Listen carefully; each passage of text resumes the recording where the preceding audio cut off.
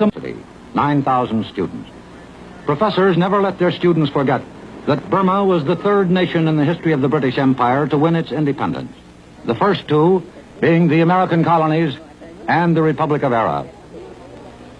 Professor Kyaw Thet, who once taught history at Yale University, evaluates for his students the assets and liabilities that Burma inherited from the British occupation. In the first place, it made possible, that is, the British occupation made possible, 3 decades of intense misery amongst 80% or 85% of the people. When the Delta was being opened up, after the Suez Canal was opened in 1870, the opening up was done by small units, small social units of single Burmese families, who were dependent on the moneylenders for the first 2 years of their pioneer work in clearing the swamps and the mangrove jungles. They were dependent for the first 2 years on the money that they had to borrow from the Indian chettiars. And these chettiars in turn lent money to our Burmese cultivators at anything from 50 to 120% per annum.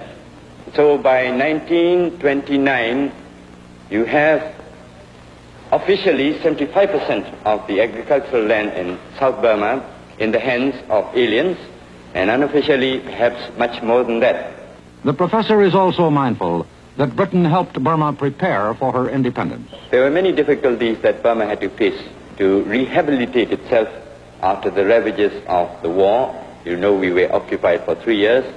We were bombed by both sides. Most of our towns were left flat.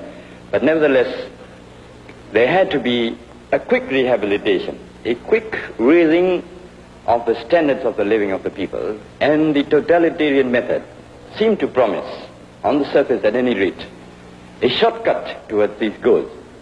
But our leaders were wiser.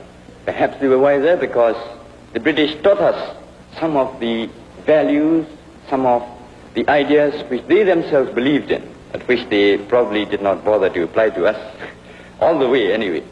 But these people, our leaders, decided once and for all that they would choose democracy and that they would probably have to work harder, but that in the long run, in the interests of the people and of our country, over a longer period, democracy was their cup of tea, that they would choose democracy. And therefore you have one more tangible evidence of what the British left us. Are there any questions that you want to make?